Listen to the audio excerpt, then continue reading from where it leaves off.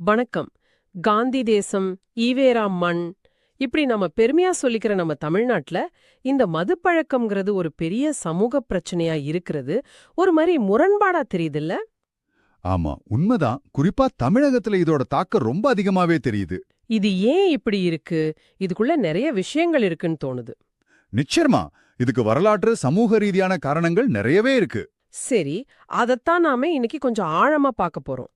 நம்ம கிட்ட இருக்கிற சில குறிப்புகள், முக்கியமா காந்தி, ஈவேரா குடிப்பழக்க சிந்தனைகள்ங்கிற ஆய்வுத் தகவல்களை வச்சு மகாத்மா காந்தி அப்புறம் ஈவே ராமசாமி, அதாவது பெரியார், இவங்க ரெண்டு பேரோட பார்வைகளை அலச போறோம். ம், இவங்க ரெண்டு பேரோட கருத்துக்களும் இதுல முற்றிலும் வேற வேற மாதிரி இருக்கு. சொல்லப்போனா நேர் எதிரா இருக்கு. ஆமா, அதான் இதுல சுவாரஸ்யமே. சோ நம்ம நோக்கம் யார் என்ன சொன்னாங்கன்னு பட்டியல் போடுறது மட்டும் இல்ல. இல்ல இல்ல, அல்ல, வாதங்களுக்கு பின்னால என்ன தர்க்கம் இருக்கு, அவங்க எதனால அப்படி சொன்னாங்க, இது இன்னைக்கு இருக்கிற நம்ம விவாதங்களை எப்படி பாதிக்குதுன்னு நீங்க புரிஞ்சுக்கணும். அதுதான் முக்கியம். அருமை. அப்போ முதல்ல காந்தி கிட்ட இருந்து ஆரம்பிக்கலாமா? காந்திய பொறுத்த வரைக்கும் இது ஒரு தனிப்பட்ட பழக்கம் இல்ல போல. ஆமா, அவரது ஒரு தனி நபர் விஷயமா பார்க்கவே இல்ல. இது ஒரு சமூக நோய் அப்படிங்கிறது தான் அவர் பார்வை. ரொம்ப தீவிரமா எதிர்த்திருக்கார். அவர் என்ன வார்த்தை பயன்படுத்தினாருன்னு குறிப்புகள்ல இருக்கே. அவர் சொன்னதே குடிநோய் தான். மதுப்பழக்கத்தை ஒரு நோயாவே பார்த்திருக்கார்.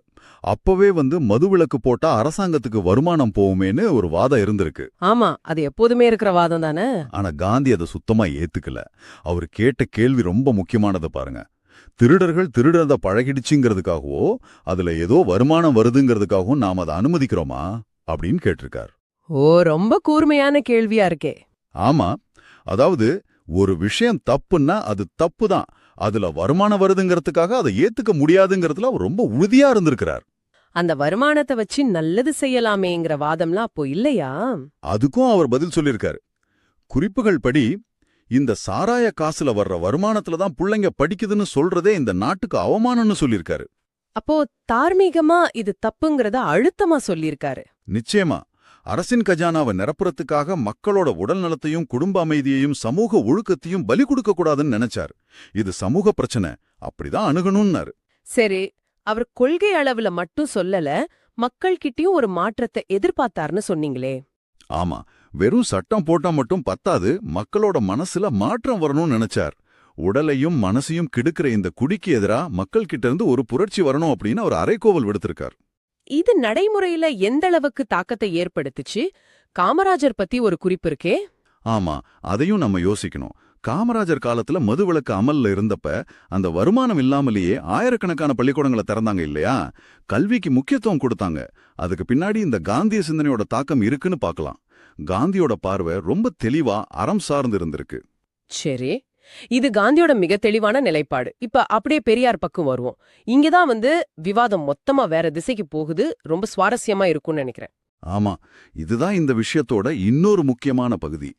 காந்தி சொன்னதுக்கு கிட்டத்தட்ட நேரெதிரான கருத்துக்களை பெரியார் சொல்லியிருக்கார். ஆனா இதுல நாம முதல்ல கவனிக்க வேண்டியது என்னன்னா, சொல்லுங்க. பெரியார் ஆரம்ப காலத்துல, அதாவது காங்கிரஸ்ல தீவிரமா இருந்தப்ப மதுவிலக்க ஆதரிச்சிருக்கார். கள்ளுக்கடை மறியல் போராட்டத்துல எல்லாம் கூட கலந்துக்கிட்டார். அப்படியா? அப்போ எப்போ மாறிச்சு இந்த நிலைப்பாடு? ஏன் மாறிச்சு? சுயமரியாதை இயக்கம் ஆரம்பிச்சதுக்கு அப்புறமா? ஆமா, குறிப்புகள் அப்படிதான் காட்டுது. குறிப்பா 60களோட இறுதியில 70கள் ஆரம்பத்துல மதுவிலக்கு கொள்கையை அவர் ரொம்ப கடுமையா விமர்சிச்சிருக்காரு. காங்கிரஸை விட்டு வெளியே திராவிடர் கழகம் ஆரம்பிச்சதுக்கு அப்புறம் அவருடைய பார்வையில ஒரு பெரிய மாற்றம் தெரியுது. இது ஒரு தனிப்பட்ட மாற்றம் என்பதை விட அவருடைய ஒட்டுமொத்த அரசியல் சமூக பார்வையின் ஒரு பகுதியா இருக்கலாம். அப்படி என்ன சொன்னாரு? ஏன் அவ்வளோ கடுமையா எதிர்த்தார்? அதுக்கு ஒரு உதாரணம் இருக்கு. அக்டோபர் 21, 1969 விடுதலை பத்திரிகையில ஒரு கட்டுரை எழுதியிருக்காரு. அப்போ முதலமைச்சரா இருந்த கலைஞர் கருணாநிதி மதுக்கடைகளை திறக்க கொஞ்சம் தயங்கிட்டு இருந்த நேரம் அது. அப்போ பெரியார் அவரையே விமர்சிக்கிறாரு. மது விலக்குங்கிறது நம்ம நாட்டுக்கு தேவையே இல்ல, ஆனா நம்ம கலைஞர் பூச்சாண்டி காட்டிட்டு இருக்காருன்னு எழுதுறாரு. அது மட்டும் இல்ல, என்ன சொல்றாரு? திமுகவிலேயே சிலர் சாராயம் காய்ச்சறாங்க, நிறைய பேர் குடிக்கிறாங்க, ஏன் போலீஸ்ல கூட 100க்கு 30 பேர் குடிக்கிறாங்கன்னு சொல்றாரு. ஓ, அப்போ மதுவிலக்குங்கிறது வெறும் கண் துடைப்பு, நடைமுறையில அது தோத்துடுச்சு, கள்ளச்சாராயம் தான் பெருகுது, அதனால வெளிப்படையா விக்கிறதுதான் சரின்னு சொல்றாரா? கரெக்ட். அதுதான் அவர் வாதத்தோட மையம். தடை இருந்தாலும் குடிக்கிறவன் குடிச்சிட்டு தான் இருக்கான். கள்ளச்சாராயம் தான் அதிகமாகுது.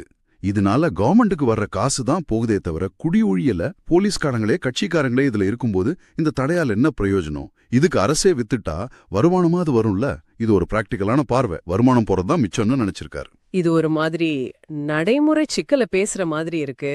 ஆனா அவர் இன்னும் கொஞ்சம் தாண்டி போய் குடிக்கிறதுல தப்பே இல்லைங்கிற மாதிரி எல்லாம் சொல்லிருக்காரே. அதுதான் கொஞ்சம் என்ன சொல்றது, அதிர்ச்சியா இருக்கு.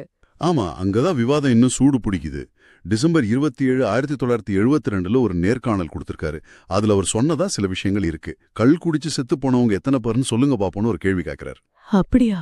அது மட்டுமல்ல, மதுவிலக்கு கொள்கை தான் ஜனங்களை சோம்பேறியாக்கிடுச்சு, கூலி உயர காரணம் கூட இதுதான்னு ஒரு புது கோணத்தையே சொல்றார். என்னது சோம்பேறித்தனம், கூலி உயர்வு, இதுக்கெல்லாம் மதுவிலக்கு எப்படி காரணமாச்சுன்னு அவர் விளக்குனாரா? அந்த பேட்டியில் அவர் சொல்றார், கள்ளுக்கடையெல்லாம் மூடுனாங்க. அப்போ குடிக்காம இருந்தாங்களா? குடிச்சாங்க, திருட்டுத்தனமா குடிச்சாங்க. ஜனங்க சோம்பேறியா போனதுக்கு காரணமே மது ஒழிப்பு தான். கூலி ஏறினதுக்கும் அதுதான் காரணம்னு சொல்றாரு. ஒருவேளை கள்ளுக்கடை இருந்தப்ப அவங்க ஒரு கட்டுப்பாட்டுல இருந்தாங்க, அது போனதும் வேற மாதிரி ஆயிட்டாங்க, இல்ல அதிக கூலி கேட்டாங்கன்னு அவர் சொல்றாரோ என்னவோ. ஆனா இப்படி ஒரு வாதம் இருக்கு. அதே பேட்டியில சினிமாவுக்கு போறதை விட இது நல்லதுன்னு சொன்னதாகவும் இருக்கே. நான் குடிக்கிறதில்ல, ஆனா நண்பர்களுக்கு வாங்கி கொடுத்திருக்கேன், சினிமாவுக்கு போறதை விட அது நல்லதுதான் அப்படின்னு சொன்னதா குறிப்பு சொல்லுது. ஒருவேளை அவரு மத்த கேளிக்கைகளோட இதையும் ஒன்னா பார்த்தாரா, இல்ல சினிமாவை இதை விட மோசமா நினைச்சாரான்னு தெரியல. ஆனா இந்த ஒப்பீடு யோசிக்க வைக்குது. இதெல்லாம் பத்தாதுன்னு குடி உரிமைய ஒரு அடிப்படை உரிமையோட ஒப்பிட்டு பேசினாராமே. அது மார்ச் 18, 1971 விடுதலை இதழில் வந்த கருத்து. அது இன்னும் கொஞ்சம் சர்ச்சையானது. அவர் என்ன சொல்றாருன்னா, ஒரு ஆளை பார்த்து நீ பொண்டாட்டி கிட்ட போகக்கூடாதுன்னு சொல்றதுக்கும் நீ தண்ணி அடிக்க கூடாதுன்னு சொல்றதுக்கும் என்ன வித்தியாசம் இருக்குன்னு கேட்கறான் அப்படின்னு எழுதியிருக்கார். அடேங்கப்பா. சோ மது பழக்கத்தை ஒரு தவிர்க்க முடியாத இயல்பான விஷயம் மாதிரி அவர் பார்த்திருக்காருன்னு இது காட்டுது. ஆஹா, காந்தி சொன்ன தார்மீகம், உடல் நலம், சமூக நலம், இதுக்கெல்லாம் நேர் எதிரான ஒரு பார்வை இது. இந்த வித்தியாசத்தை அந்த மூல ஆதாரம் எப்படி சொல்லுது? அந்த ஆதாரம் என்ன சொல்ல வருதுன்னா, மதுவை பத்தி பேசும்போது காந்தி கிட்ட இருந்த ஒரு தார்மீக தெளிவு, ஒரு சமூக பொறுப்புணர்வு, அது பெரியார் கிட்ட இல்லையோன்னு தோணுது. பெரியாரோட பார்வை பெரும்பாலும் அந்த நடைமுறை சிக்கல்கள், கள்ளச்சாராயம், வருமான இழப்பு, சட்டத்தை அமல்படுத்துறதுல இருக்கிற கஷ்டம், பாசாங்கத்தனம், இதை சுத்தியே இருக்கு. உடல் நலம், குடும்ப வன்முறை, சமூக சீர்கேடு மாதிரி விஷயங்களா அவர் பெருசா கண்டுகிட்ட மாதிரி தெரியல. ரொம்பவே சிக்கலான வேறுபாடுகள் தான். சரி, இவங்க 2 பேர் பார்வையை தாண்டி வேற சில குரல்களையும் நாம கொஞ்சம் கவனிக்கணும்னு குறிப்புகள்ல இருக்கு.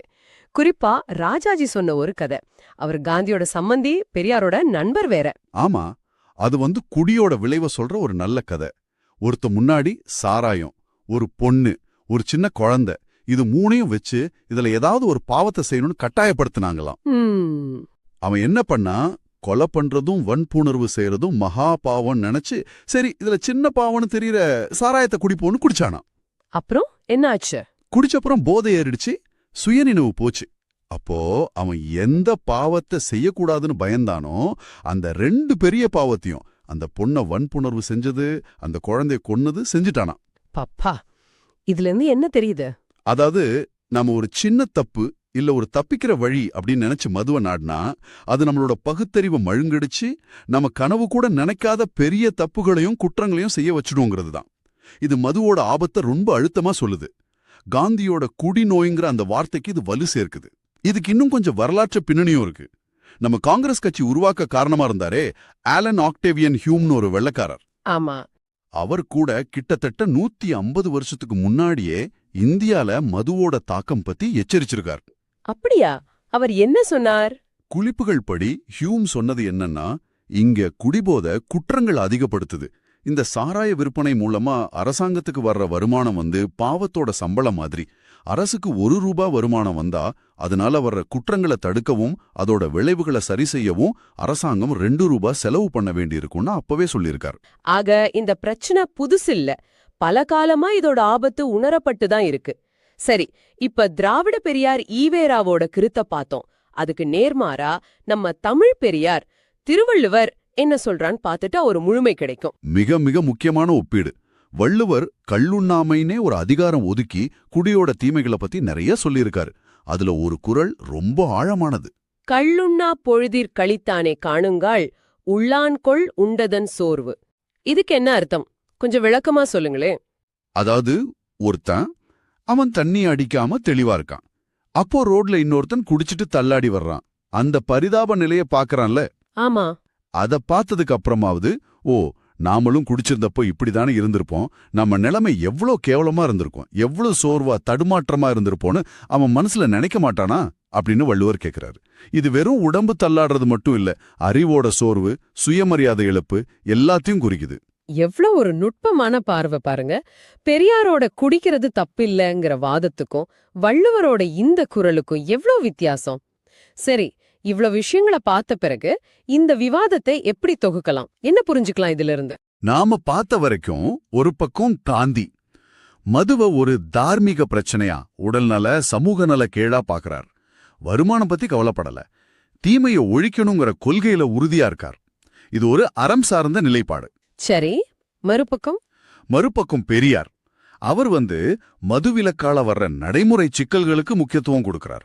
கள்ளச்சாராயம், வருமான இழப்பு, சட்டத்தை அமல்படுத்த முடியாத நிலைமை, இதுல இருக்கிற பாசாங்கத்தினோ இதையெல்லாம் பேசுறார். மதுவை ஒரு தனி மனித விருப்பமாவும், ஏன் ஒரு வகையில இயல்பான விஷயம் மாதிரியும் கூட பாக்குறார். இது ஒரு மாதிரி யதார்த்தவாத பார்வைன்னு சொல்லலாம்.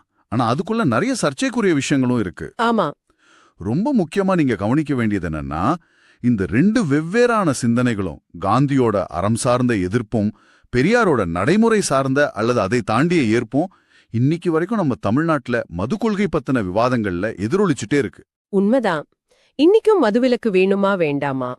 கள்ளச்சாராயத்தை தடுக்க அரசே விற்கலாமா? கவர்மெண்ட் வருமானம் முக்கியமா, மக்கள் நலன் முக்கியமா? இந்த கேள்விகள் திரும்ப திரும்ப வருது. இதுக்கெல்லாம் வரலாற்று ரீதியான வேர்கள் இந்த ரெண்டு தலைவர்களோட சிந்தனைகள்ல இருக்குன்னு புரியுது. நாம் ஆரம்பத்துல கேட்ட கேள்விக்கு வருவோம். ஏன் தமிழ்நாடு மது பழக்கத்தால இவ்ளோ பாதிக்கப்பட்டு இருக்கு? ஒருவேளை இந்த நீண்டகால கொள்கை குழப்பம், தலைவர்களோட இந்த மாறுபட்ட கருத்துக்கள், அப்புறம் மதுவை ஒரு சமூக பிரச்சனையா பாக்குறத விட வருமானம் தர்ற ஒரு வழியா பார்த்த வரலாறு, இதெல்லாமும் காரணமா இருக்குமோன்னு நாம ஆழமா யோசிக்கணும். நிச்சயமா. இன்னைக்கு நாம காந்தி, பெரியார் ரெண்டு பேரோட மது குறித்த பார்வைகள்ல இருந்த ஆழமான வேறுபாடுகளை, அவங்க வாதங்களோட பின்னணிய குறிப்புகளோட உதவியோட அலசினோம். இது அவ்வளவு எளிதான கருப்பு வெள்ள பிரச்சனை இல்லைன்னு நல்லாவே தெரியுது. கடைசியா உங்களுக்காக ஒரு சிந்தனை. ராஜாஜி சொன்னதா நாம கேட்டோமே அந்த கதை, அத மறுபடியும் யோசிச்சு பாருங்க. ஒரு சின்ன தப்புன்னு நினைச்சு செய்ய போற ஒரு காரியம் எப்படி ஒரு மனுஷனா அவன் நினைக்காத பெரிய தப்புகளுக்குள்ள தள்ளுதுன்னு அது காட்டுது. அதே மாதிரி வள்ளுவர் சொல்ற மாதிரி அடுத்தவங்களோட வீழ்ச்சியை பார்த்து, அவங்க போதையில படுற கஷ்டத்தை பார்த்து நம்ம பாடம் கத்துக்கிறோமா? இந்த கொள்கை விவாதங்கள், அரசியல் நிலைப்பாடுகள், வருமான கணக்குகள், இதுக்கெல்லாம் அந்த பக்கம் மதுங்கிறது ஒரு தனி மனுஷனை, ஒரு குடும்பத்தை, ஒரு சமூகத்தை எப்படியெல்லாம் பாதிக்குதுங்கிற இந்த அனுபவங்களும், இந்த அறநெறி குரல்களும், மதுவை பத்தின உங்க தனிப்பட்ட பார்வையும், ஒரு சமூகமா நாம இந்த சவாலை எப்படி எதிர்கொள்ளணுங்கிற உங்க எண்ணத்தையும் எப்படி மாத்தும், இதை நீங்க கொஞ்சம்